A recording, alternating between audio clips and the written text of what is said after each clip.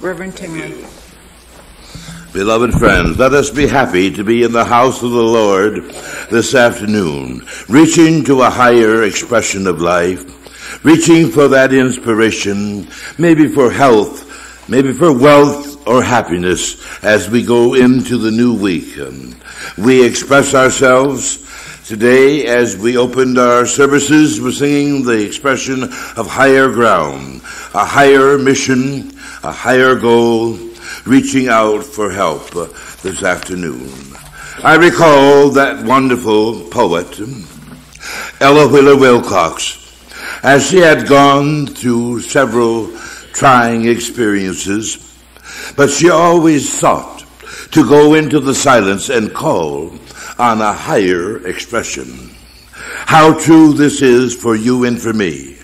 When we, in troubled times, in times of happiness, and in all experiences of life, we must seek that higher expression of life. In this wonderful Christian religion of spiritualism, we endorse that great ability to contact a higher expression of life.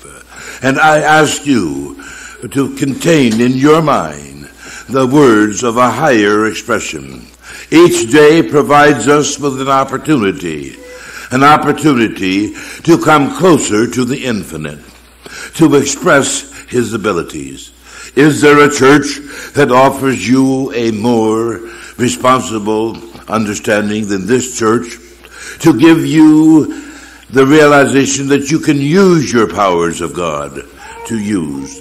The first seance that you ever attended, and everyone has attended a seance, whether you know, was the seance of prayer, asking God in his highest expression to help him in some form.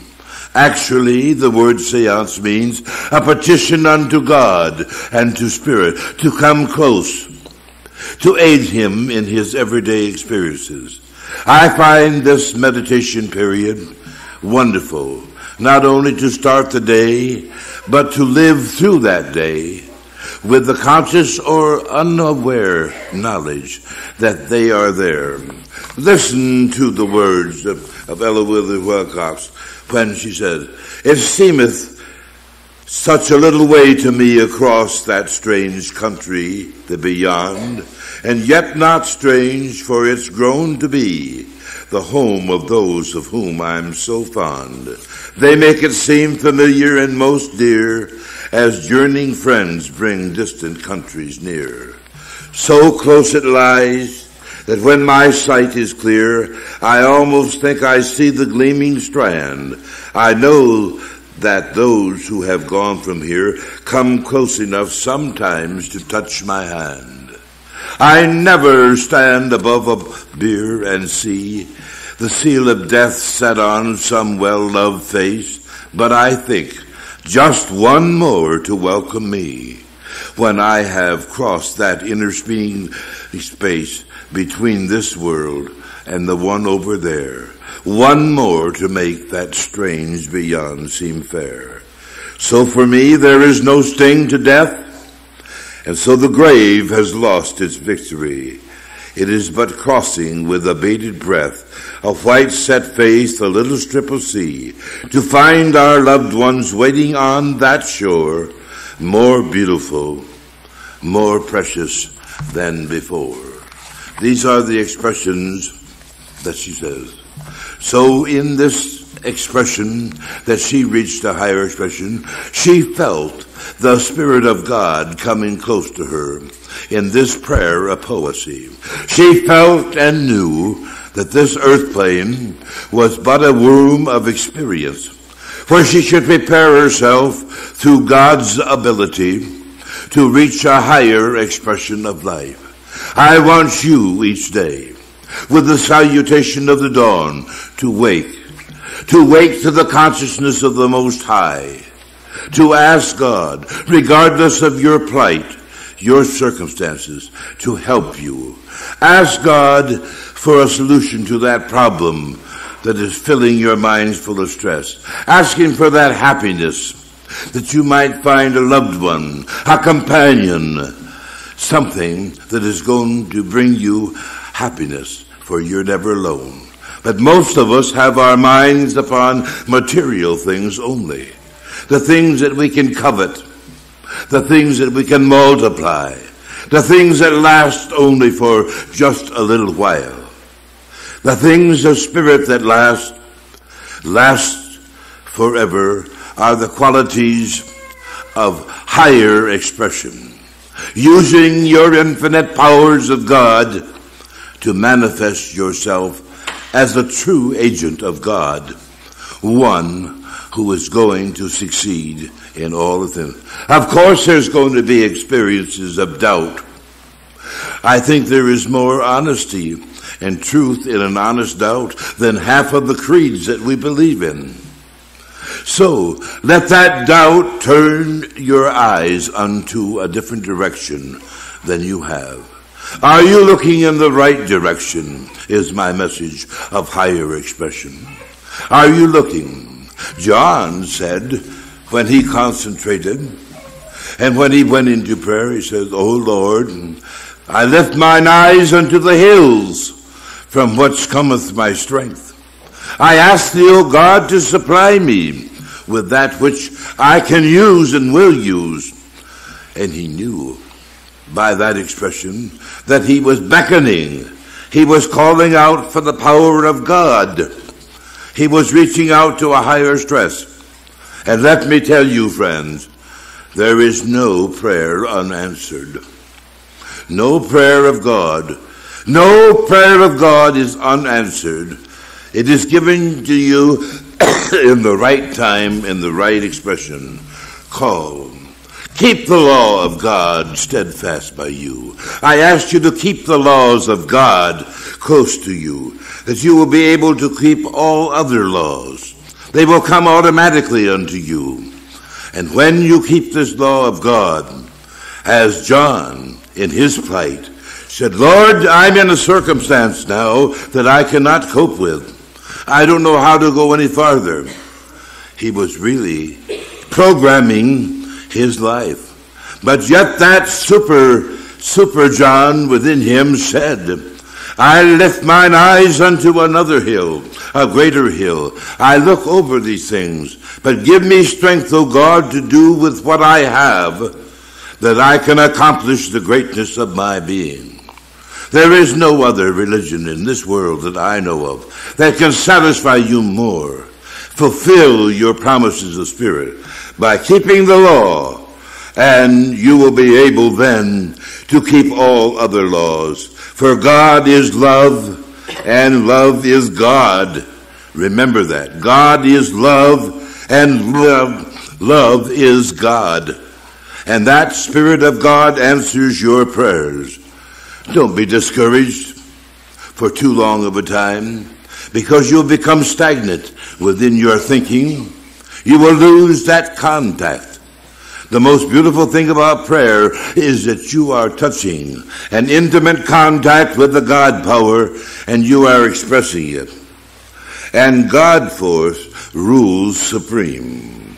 The law of truth is the knowledge of what constitutes right thinking. Right thinking. Are you thinking right? Ask that question unto yourself. Am I thinking right? Am I trying to transform conditions that I am praying for to the right conditions of God? Am I giving unto God what he gives to me? The law of source and supply is ever abundant, and God will give unto you that which is yours. Give to yourself, give to your fellow man, tithe to your church. Give, because he giveth 100-fold, and you shall be rewarded with the pleasantries of life. It is accessible to all who seek it. All the abundance of God is accessible to all who seek it. Stop for a few moments. Think what I have said. It's accessible to all who seek the abundance of life.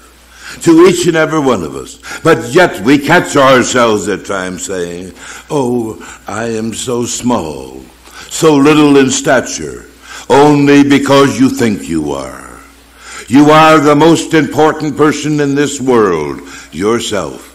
And you have a right to say that. You have a right to believe that. You have a right to establish it as a faith that you are the structure of God, because you are God in embryo. And you have all that ability to change things, transform yourself in the thinking of things, from the materialistic things of life, and know that all of this material things of life, they perish, they stay with the earth plane. But that which you build by character, that which you build by truth, lasts everlasting. I'd rather have the abundance of God power. Let us pray that the political-minded people will be prayerful-minded people. Let us pray that we shall elect next Tuesday, or whatever, people who have more stature and character. Because I feel such a falling back on the statements of God. I know that in history, most of our statements were prayer-minded statements. And they were statesmen of truth, and they believed in a higher expression of life. Consider the law of compensation very sincerely, friends, very seriously in all of your thinking, in all of your undertakings. It is that law which pays man in full for his own deeds, whether they are good or whether they are bad. And as we sow, so shall we reap. This is the law of compensation.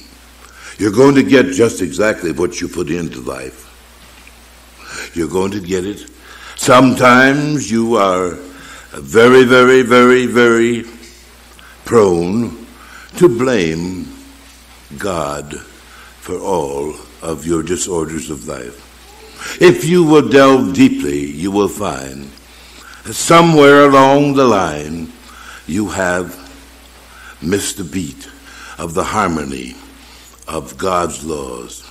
So, friends, when we break God's laws, compensation sets in automatically to enact its punishment in some form or the other. This is a very important statement. If we break God's laws, Moses was not just a prophet. The word prophet means medium. He was a medium. We who are sensitives are mediums. We tune in, express ourselves to another expression, a higher expression, and we are heard. And the voices of angels come back and say, I will lead thee into the path of righteousness for his name's sake. I shall swell upon the bosom of God's manna. I shall live, and I shall grow, and I shall accomplish these things. My mind shall think of other things than just the sensual, the material, and the things that fall to the earth like a crushing might. We must think about these things in all of our accomplishments. All of our accomplishments rest upon knowledge of natural laws. Everything that we teach here is resting upon natural laws to bring forth through you the happiness and your abundance of life. And as you live these laws, you are going to bring life into accomplishment. Live these laws of God. Now, John, for many, many years, listened to the creeds and the dogmas, filled his mind with all the proper education that he thought he could do. But he left out something. He as much as said it in these words of simplicity. Why, I'm ashamed of myself that I didn't see before all the wonderful things that I could accomplish other than just the rhetoric and the dogma and the creed. Now I see a new heaven and a new earth. I see a new life. I see new abundance. I want you to try this. I remember in the first message of my sermon today, I said, prayer is the first seance that you have ever attended. Call upon her in that moment of genuflection. Call to God, and God will send his holy angels to you. Your prayers will be answered. It is your spirit, friends, I want you to understand, that are the handmaidens of divinity. They are not just names. They are not just personages that are spoken about every once in a while. They are the handmaidens of God. They are your guardian angels. They are the ones to aid you, to help live by the laws that are natural, and to abide in faith to a higher expression, and to accomplish the things. So many people profess to be Christians, and you utter the words that Christ spoke as the great teacher. But do you live them? Do you profit by them? Do you adhere to them in the way that they are spoken? Every law of goodness is accessible to every man that lives. Remember this. Never forget to forgive anyone who has hurt you. This is one of the simple things, but most important things to do. Love them instead of hating them in return, because hate tears down. Animosity tears down. Greed tears down. All of these things are absolutely important in my message to you this afternoon. Seek a higher expression of God. Love the wonderful things that you have that are good. And how can you tell whether they're good? If they do for you and do for others at the same time, you have accomplished the reward that you have earned. You can tear down faster than you can build up. Always keep this in mind. You can tear down faster, much faster than you can build up. If you would only reach for that higher ground that we spoke about, that expression, if you would only reach, you would develop your mediumship. You will see your angel guides. I, John, see a new heaven and a new earth. And I see angels coming down. I see them walking among me. I hear them. I hear their voices.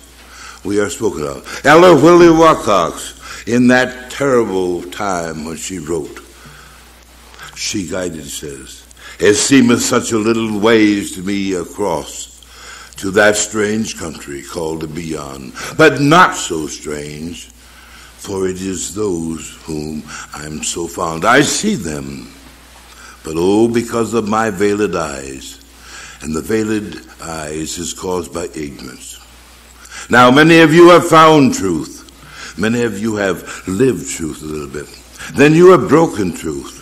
It is more punishable for a man to find truth than lose it, than the man who is ignorant.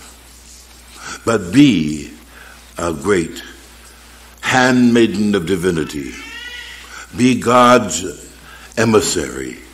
Be his disciple. Develop your mediumship. As Moses went up to a higher expression in the mount, it said a heavy cloud did fall upon him. And out of that cloud came voices, came manifestations of angels, of people who had passed on years before. They spoke audibly into his ear, and they said, I shall set forth new laws. Obey them. Obey them. And so that's what I said in the beginning of my sermon. Keep these laws, and you will keep all other laws. For God is love, and love is God, and the God force rules supreme. It rules supreme within you. So never forget to forgive. Forget. Go ye into the counsel of your own self, into the silence, and pray. because prayer changes things. Maladies, illness, mental and physical structures, prayer changes things, I know. Sit at a given time and be patient. Be patient. Have the patience of Job. That kind of patience that I have often called it cobweb patience. Sit. Pray. But in praying, rise and take up and obey those laws of God, both physical and spiritual. The angel world will reward you. And I know, as Ella Wheeler Wilcox said in her ending of that poem that I read to you, that prayer, when the prophets cried out to the Master, they said, "O Lord, teach us to pray." It was a cry, a pleading. Have that experience with prayer. Spirit will come to you. God has never left us alone. And I know that right here this afternoon, He's touching each and every one of you in heart, mind, body, and spirit. And He will give unto you health, wealth, and happiness. So pray unceasingly. Not only when we're in trouble, but when we're in happiness. Not only when we're in need of just the physical sustenance of life, but that spiritual sustenance, which is so important. That is why our hospitals are so full. That's why stress is perhaps the most dangerous disease of all diseases. That's why trouble abounds. It's because we're not in tune with the infinite. By going into a higher expression, let us say these words: Lord, O Lord my God, teach me to pray, that I can live day by day. Every moment of my life should be a thanksgiving. And as was spoken, we're entering closer to that Thanksgiving period. Let us abide in the faith that they had. If you want to call it hope, call it hope. I often say hope is the form of a doubt. But have that hope that's built strong enough, because remember, hope is the last angel that leaves the breast of mankind. It's the last angel. Cling on to that, and God will answer your prayers. Thank you. Thank you, Reverend.